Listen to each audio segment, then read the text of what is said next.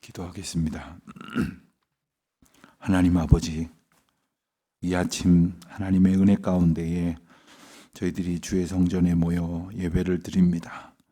하나님께서 거룩하게 구별하여 부르신 시간에 또 예배할 수 있도록 마련하여 주신 이 임시 예배당에서 저희들이 하나님 앞에 찬송하며 기도할 수 있게 하신 것은 언제나 어디서나 주님께서 저희와 함께 하심을 감사함으로 고백하게 하시기 위함이요, 또 하나님께서 저희를 날마다 새롭게 하시는 은혜를 이 아침에 또 한번 얻게 하시기 위함인 줄 아오니, 이 아침 이 시간을 온전히 살아낼 수 있도록 연약한 저희들을 돌보아 주시옵시고, 허물 많은 저희들을 주님의 긍휼로 품어 주시기를 간절히 기도드립니다.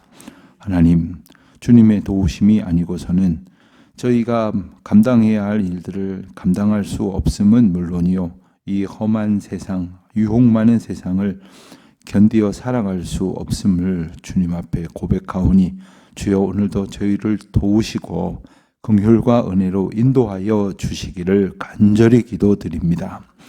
저희의 연약함 때문에 넘어지기 쉽사오나 하나님 견딜 수 있는 힘 주시길 원하오며, 또한 나아가 고침받은 은혜, 나음을 얻는 감격으로 살아가게 하여 주시기를 기도드립니다. 하나님, 저희의 육신은 연약하고 마음은 힘이 부족하여 시간이 지남에 따라서 오히려 약해져 가는 것을 경험하게 될 수밖에 없습니다. 그리고 더욱 늙어지고 낡아질 수밖에 없음을 아오나, 하나님이 허락하시는 생의 날들을 능히 살아낼 수 있도록 주님 도우셔서 강하게 하시는 주님의 은혜도 얻게 하여 주시옵시고, 상한 것이 회복되어지고 눌린 것이 자유케 되어지는 하나님의 평강을 누리는 이 아침 되게 하여 주시기를 기도드립니다. 특별히 이 아침 우리 사랑하는 교우들 가운데에 여러 가지 질병으로 고생하는 이들을 위해서 기도드립니다. 하나님, 그 질병이 나을 여망을 가지지 못할 것이라고 한다면 하나님, 남은 생에 그 부족함을 안고 살아가기에 저희들이 넉넉히 이길 수 있는 믿음 위에 믿음을 덧입혀 주시옵시고, 오히려 하나님께서 주신 형편임을 감사함으로 기억하여 약함 대신에 하나님을 의지하는 은혜의 방편으로 살아갈 수 있도록 도와주시옵소서. 하나님, 모든 것이 하나님의 은혜 가운데 고침받을 수 없는 것이 없사오니 하나님 뜻하시는 바를 이루시기를 원하오 하나님 앞에 기도드립니다. 고쳐주실 것을 고쳐주시고 낫게 하실 것을 낫게 하시는 하나님의 은혜를 불언간 베풀어 주시기를 또한 기도드립니다. 간절한 마음으로 기도하는 우리 성도들의 소원을 주님 들어주시고, 저들이 교회를 출입하듯이 기도하는 마음으로 병원을 출입하게 하시고, 하나님 앞에 서듯이 의사들 앞에 서게 하여 주셔서 그 모든 과정을 통하여 하나님의 은혜를 얻게 하여 주시기를 간절히 기도드립니다. 특별히 사랑하는 어린 자녀들을 키우면서 이 어린 자녀들을 애끓는 마음으로 주님 앞에 의탁하며 기도하는 부모의 마음을 주님 불쌍히 여겨 주시기를 기도드립니다. 어떤 이들은 발육과 그리고 성장이 더디어진다고 생각하여 조바심을 내고 걱정하는 이들도 있습니다. 저희들이 하나님의 경륜과 계획을 다 알지 못하는 까닭에 짧은 생각으로 두려워하며 염려할 때가 많으온즉 하나님의 평강을 저희에게 덧입혀 주시기를 원하옵고, 주께서 우리 자녀들을 양육하심을 저희들이 잊지 않고 날마다 주님의 돌보심 아래 있음을 감사하는 귀한 가정들 되게 하여 주시옵소서. 하나님, 자녀들이 자라가면서 수많은 기쁨을 주지만 저희의 연약함 때문에 또 부질없는 많은 걱정들을 합니다. 주여, 믿음 위에 믿음을 더하여 주시옵시고, 하나님께서 친히 당신의 백성들, 당신의 아들, 딸들을 키워 이끌어 주신다는 믿음의 기쁨을 확신 가운데 찬송하는 모든 가정들, 부모들 되게 하여 주시옵소서. 오늘도 예배당 공사장에 하나님의 강권적인 은혜를 베푸시사 그 모든 크고 작은 공정 가운데에 간섭하시고 일일이 주관하여 주시기를 원하오며, 조그마한 안전사고도 없이 평강 가운데에 그 모든 예정했던 공정이 잘 치루어질 수 있도록 도와주시옵소서. 많은 이들과 저희들이 힘을 모아서 그리고 협력하여 도움을 얻으며 이 공사를 감당해 가야 할 것인데 그 모든 만남을 예비하시고 주관하여 주시옵소서. 감사 찬송드리오며 이 모든 말씀 우리 주 예수 그리스도의 이름으로 기도드립니다.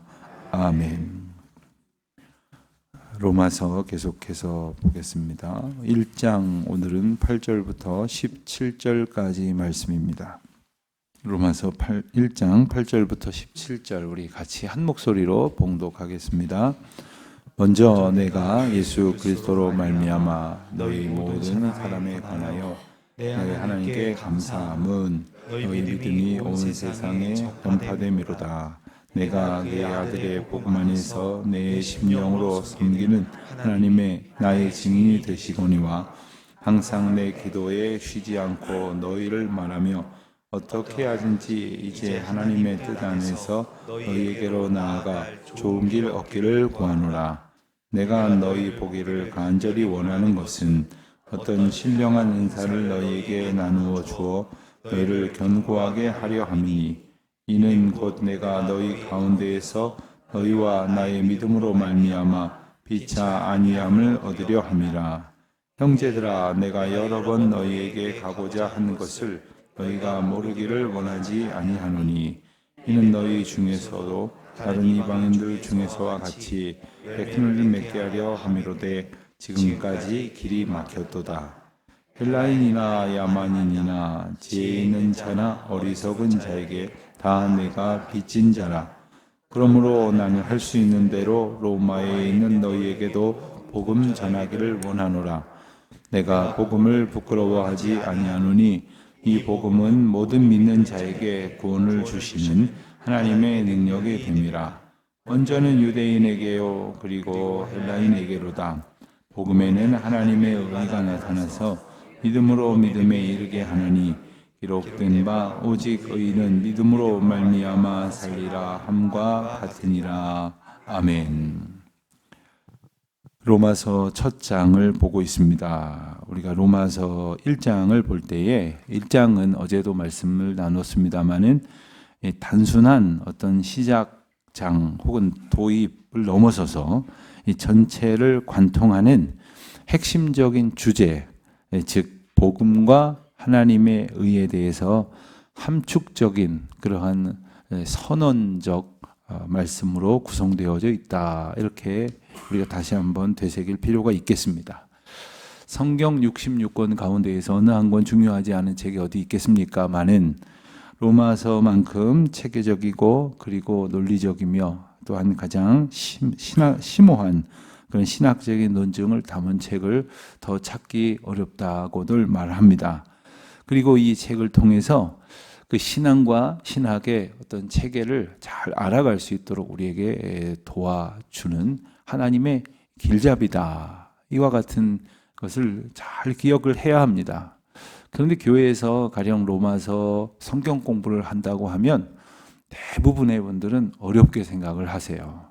그래서 좀 두려워하는 마음으로 임하는 분들도 더러 계신데 한 구절 한 구절 가만히 묵상해 보면 이해되지 않을 구석도 없고 그리고 오히려 우리가 헷갈리게 되는 것이 아니라 우리의 신앙의 체계가 매우 명료해지는 것을 경험하게 됩니다.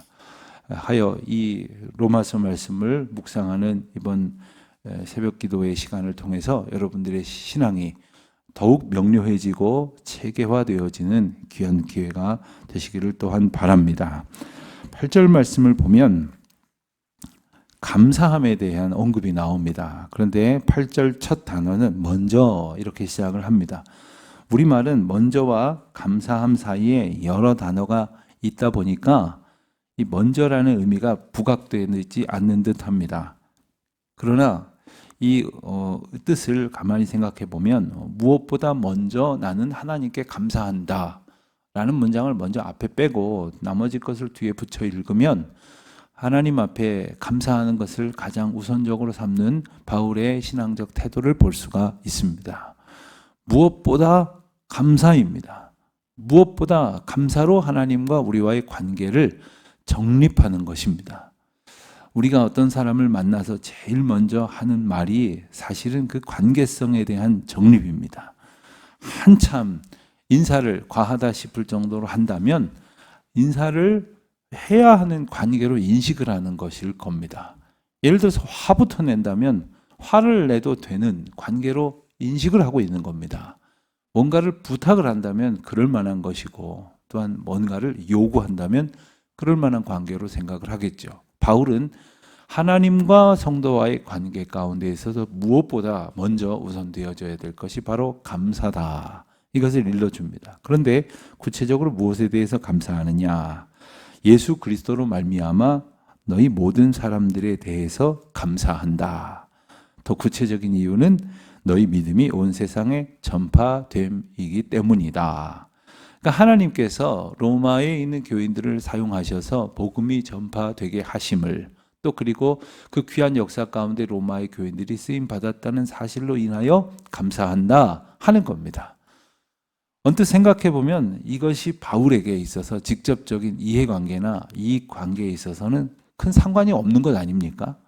우리의 감사를 생각해 보면 이런 일로 감사하기보다는 나한테 당장 어떤 그 유무형의 유익이 발생했느냐 그렇지 않았느냐, 내 마음이 기쁘냐 그렇지 않았느냐, 내게 올 유익이 예상되느냐 그렇지 않았느냐에 따라서 우리의 감사의 여부가 결정될 때가 참 많은데, 바울은 하나님의 일, 예수 그리스도를 통한 하나님의 거룩한 역사, 그리고 하나님의 백성들을 통해서 하나님의 복음이 전파되어졌느냐 그렇지 않느냐, 하나님의 복음이 전파되었다고 한다면 누군가 지금껏 듣지 못했던 사람들이 복음을 들었다는 이야기예요. 이것 때문에 바울은 감사하고 있는 겁니다.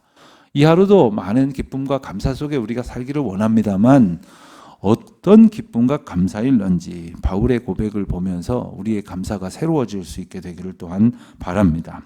9절 이하의 말씀을 보면 로마 교회를 향한 이 바울의 관심이 묘사가 되는데, 기도라고 하는 주제로 설명이 되고 있습니다. 바울이 한마디로 말합니다. 내가 항상 쉬지 않고 너희를 위하여 기도한다.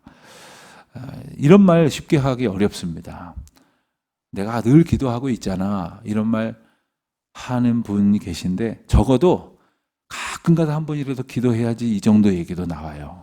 물론 기도는 조금 하면서 뭐 매일 그 기도만 하는 것처럼 얘기하기에 되기도 있을 수 있지만, 그래도 기도하니까 그런 말 나오는 겁니다. 그런데 바울은 정말로 항상 이 기도를 쉬지 않고 있다, 이렇게 말합니다. 그런데 그 기도의 이유가 또한 무엇이겠습니까? 바로 앞서 8절과 9절에서 언급한 대로 복음 안에서 저들이 귀하게 쓰임받는 인생 되기를 소원하기 때문이죠. 그러면서 구체적으로 더 분명한 기도의 제목을 소개를 합니다. 10절 이하에 보니까 어떻게 하든지 너희에게로 나아갈 좋은 길 얻기를 구하노라. 언뜻 들으면 로마로 가는 가장 좋은 길, 예를 들어서 더 편한 길, 가령 자전거 타고 가는 것보다는 자동차 타고 가고, 자동차 타는 거 보는 것보다는 비행기 타고 가고, 비행기 타고 갈 때에도 1등석 타고 가고, 이런 길 얻기를 구한다는 것이 아닙니다. 이것은 바로 하나님께서 형통하신, 하나님의 일이 형통하게 되는 길을 구하는 것입니다. 단순히 우리는 순탄한 여정을 찾는단 말이죠. 하나님, 내 평생에 왜 이렇게 이 인생이 험합니까? 좀 순탄한 여정 좀 주십시오. 이렇게 기도하기 쉽지만, 하나님의 뜻이 이루어지는 하나님의 형통의 길을 보게 하여 주시옵소서. 이와 같은 기도를 가지고 나아가기를 원한다 하는 겁니다. 바울이 왜 그렇게 로마에 가기를 원했을까요? 11절 보니까 내가 너희 보기를 간절히 원하는 것은 하고 두 가지 이유를 소개합니다. 하나는 하나님께서 주신 그 신령한 은사를 나누어 주어 그들을 견고하게 하려 합니다, 이렇게 말하고 있고, 또 한 가지는 12절에 말한 대로 너희 가운데에서 너희와 나의 믿음으로 말미암아 피차 안위함을 얻으려 함이라. 견고하다는 것은 굳건해진다는 말입니다. 강하게 된다는 말입니다. 여호수아 말씀을 보면서 모세가 여호수아에게 강하고 담대하라, 또 그 말을 이어서 여호수아가 백성들에게 강하고 담대하라, 이렇게 선포를 합니다. 도대체 강하게 된다는 게 뭡니까? 우리가 어떻게 하면 강하게 될 수가 있습니까? 운동하러 열심히 다니면 강하게 됩니까? 아니면 매일매일 마음을 모질게 먹는 연습을 하면 강하게 됩니까? 우리는 강하게 될래야 될 수가 없는 존재입니다. 그러니까 우리 안에 강한 능력의 성령이 임하시며 강한 영에 사로잡힌 강한 영의 백성이 되는 것이고, 강하신 하나님 앞에 우리가 붙들림 바 되어지면 강한 하나님의 권능이 우리 가운데 임하여지게 된다는 거죠. 그러니까 하나님의 영, 예수 그리스도의 영이 그들에게 은사의 형태로 나타나서 성령의 열매가 함께하는 그런 삶을 살아갈 수 있도록 그들을 견고하게 세우고자 한다는 소망을 담고 있는 것입니다. 또 한 가지는 피차 안위함을, 이 안위함이라고 하는 것을 위로로 번역을 하기도 하지만 또 다른 어떤 성경에서는 격려로 표현을 하기도 하고, 그리고 용기를 갖게 한다, 이런 표현을 갖게 되기도 합니다. 우리가 보는 여러 가지 버전의 성경 가운데에서 또한 이 거룩한 용기를 북돋워 주려고 한다, 뭐 이런 말을 하기도 합니다. 이 용기를 갖는다는 말이 이제 용기가 couragement 이렇게 번역을 하는데, 이제 용기를 갖게 한다 그러면 용기를 불어넣어 준다 그러면 encourage 한다, encouragement 한다, 뭐 이런 표현을 씁니다. 용기를 갖게 불어넣어 주는 거예요. 내가 하는 게 아니죠. 내 안에 역사하시는 성령께서 이 일을 하게 하시도록 나아가기를 원하노라, 피차 아니함을 얻기를 원하노라 하는 겁니다. 바울은 로마에 가기를 여러 번 원했습니다. 그런데 오늘 말씀 보니까 13절에 보니까 이것을 너희가 모르기를 원하지 않는다. 가고자 했던 것을 알면 좋겠다, 이렇게 말해요. 왜 그랬을까요? 생색을 내려는 것이 아닙니다. 나 이렇게 호의를 가지고 그대들에게 가고자 했었다, 이것을 생색 내려는 것이 아니라 하나님께서 이 가운데에 온전히 하나님의 일을 하시려고 하는 마음을 이미 주셨고, 그대들과 함께 협력하여 동역하고자 하는 일들을 하나님께서 시작하셨다라는 것입니다. 이번에 제가 아프리카에 갔을 때 윌리라고 하는 그 부부를 만났는데, 농장을 하고 계시는 분인데 그분의 평생의 소망이 뭐냐면 이 한반도를 위해서 기도하는 거예요. 북한과 남한을, 한국을 위해서 기도하는 것이 그들의 평생의 소원인데, 그렇게 기도하던 중에 한국에서 온 목사들을 만나니 이분이 얼마나 반가웠겠어요. 저희는 그냥 우리를 누가 만나게 되나 보다 하는 정도였는데 저희를 보니까 너무너무 기뻐하고 너무 반가워하는 거예요. 그러면서 쉴 새 없이 이야기를 하는데, 그날이 그 한미 정상회담이 있던 날이었는데 전 세계에 나와 있는 관련된 신문 보도를 서로 이렇게 나누어 가면서 막 열심히 보더니 저희한테 질문을 막 던지는 거예요. 그들의 대화 가운데 있었던 이 얘기가 어떤 의미냐, 이것으로 인해서 북한 선교에 어떤 영향을 미칠 것 같냐, 한국 교회는 여기에 대해서 어떤 입장이냐. 저는 그날 뉴스를 보지 못했어요. 그래서 볼 새도 없었고, 그래서 좀 어떻게 돌아가는지 모르겠는데 이들은 이미 그것을 다 보고 기도하고 있는 거예요. 저희 마음 가운데 또 얼마나 위로가 됐겠습니까? 얼마나 용기를 얻게 됐겠습니까? 얼마나 마음에 기쁨과 평안이 가득했겠습니까? 바울은 하나님께서 바울을 사용하심으로 로마 교회 교인들에게 하나님의 위로와 하나님의 격려와 하나님의 권능이 임하게 됨을 알고 있었던 것이죠. 기쁨으로 고백하고 있었던 겁니다. 14절에 보면 헬라인이나 야만인이나 지혜 있는 자나 어리석은 자에게 다 내가 빚진 자다. 거룩한 사명의식을 의무감으로 가지고 있음을, 해야 할 일이 있음을 자각하는 태도를 고백하는 겁니다. 그래서 나는 할 수 있는 대로 너희에게 가려고 하는 것이다. 그러니까 사명에 제한을 두지 않는 거예요. 사명을 주셨으니까 할 수 있는 대로 이 일을 감당하기를 힘쓰는 자세를 보이는 겁니다. 여러분, 우리도 사명이 있지 않습니까? 저마다 하나님께서 사명을 주시고 소원을 주셨는데 때로는 우리가 그것을 제한해요. 아유, 뭐 다 어떻게 해. 그리고 할 수 있으면 하면 되지 뭐. 혹은 뭐 나 아니어도 할 사람 많지. 왜 나만 꼭 이걸 해야 돼? 이런 생각을 하게 될 때가 있습니까? 바울은 할 수 있는 대로 이 일을 감당하려고 하는 뜨거운 열정으로 하나님 앞에 나아가고자 하는 것이죠. 그래서 그는 복음 전하기를 원한다라고 말하면서 복음에 대한 자신의 신앙 고백을 16절로 17절로 이렇게 전합니다. 이것은 로마서 전체의 주제라고도 말할 수 있는 내용이죠. 우리가 잘 아는 말씀입니다. 바울은 말하기를 내가 복음을 부끄러워하지 아니하노니 이렇게 말했습니다. 왜 복음을 부끄러워하지 않는다는 말을 먼저 했을까요? 복음을 부끄러워하는 사람들이 있었기 때문입니다. 로마에 있는 사람들은, 특히 기독교에 대해서 처음 접하는 사람들은 기독교를 어떻게 이해했냐 하면 저 변방 팔레스타인에 있는 그 이름도 없는 작은 마을 출신의 한 유대인이 정치적인 그런 소용돌이 가운데에 범법을 저질러서 십자가형이라고 하는 극형에 처형된 일이 있었는데 그를 믿는 종교라고? 그 말도 안 되지 라고 아주 폄훼하는 의식들이 있었습니다. 어떤 분이 남편에게 전도를 했대요. 이 남편이 대학 총장을 지내셨는 분인데 그때 한창 잘 나갔대요. 대학 총장을 하면서 뭐 교육부 장관이 되니 뭐 국무총리가 되니 이런 이야기를 들을 때였다고 합니다. 부인이 날마다 기도하고 복음을 전하면 뭐라고 그러냐면 뭐라고 그랬다더라요. 아무것도 눈 뜨면 볼 것 없는 부질없고 연약하고 형편없는 것들이나 믿는 거지. 이런 이야기를 계속 하더래요. 얼마나 마음에 상처가 됐는지 몰랐답니다. 뭐만 믿어야 교회 가자고 예수 믿자고 이야기하면 거기 형편없는 소리 하지 말라고 이렇게 타박을 하더랍니다. 그러다가 이분이 발목을 접질렸대요. 근데 발목 잠깐 접질렸는데도 아무것도 못하겠더래요. 그래서 점점 이렇게 깨달아져 가기 시작을 했다는 거예요. 그래서 제가 그분을 보면서 참 복 많이 받은 분이다. 어떤 사람은요, 죽을 병 걸리고도 깨닫지 못하는 사람이 있어요. 근데 어떤 사람은 발목 한번 접질리고도 아이쿠 이거 내가 별거 아니구나. 내가 이것만 잠깐 접질려도 몇 걸음도 편히 못 걸어가는 아주 형편없는 존재인구나를 깨닫는 것이 은혜지요. 근데 이것을 깨닫지 못한 사람들은 복음, 십자가에 달린 그 죄인을 믿는다고 이거 부끄러운 일이야. 이렇게 여겼던 사람들이 있었다는 겁니다. 바울은 담대히 말합니다. 난 복음을 부끄러워하지 아니한다. 복음의 본질은 그런 것이 아니기 때문이다 라고 말을 하는 것입니다.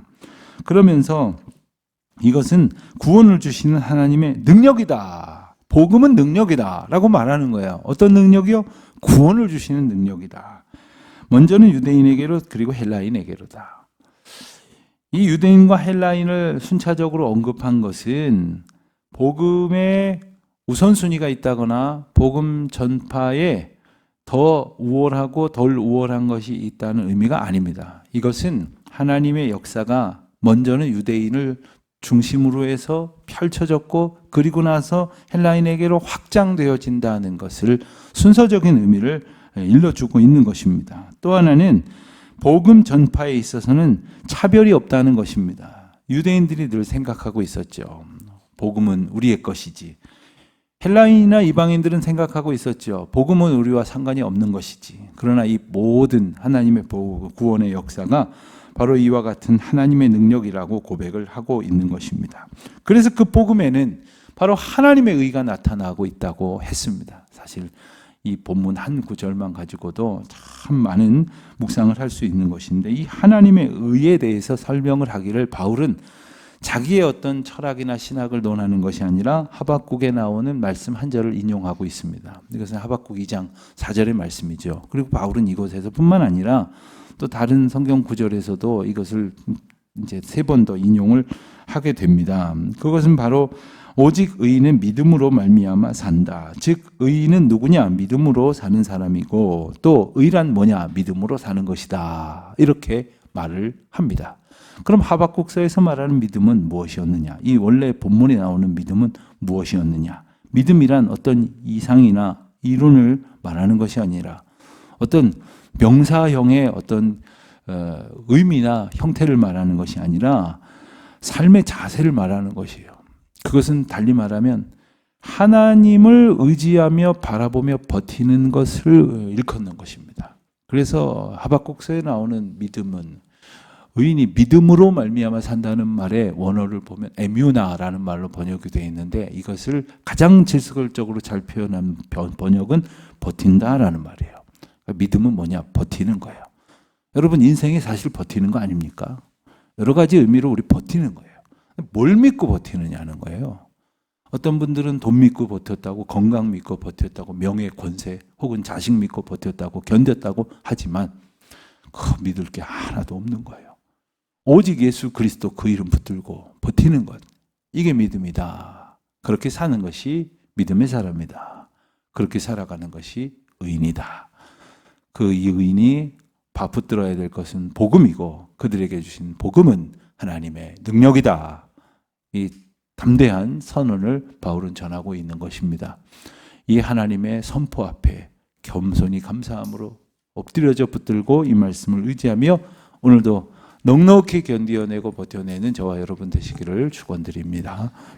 하나님 아버지, 구원의 기쁨을 저희에게 주시니 감사합니다. 구원을 얻는 하나님의 능력으로 이 복음을 받게 하시니 감사합니다. 복음을 들은 자의 감격으로 마땅히 살아갈 수 있도록 오늘도 저희들을 붙들어 주시옵소서. 예수님의 이름으로 기도드립니다. 아멘.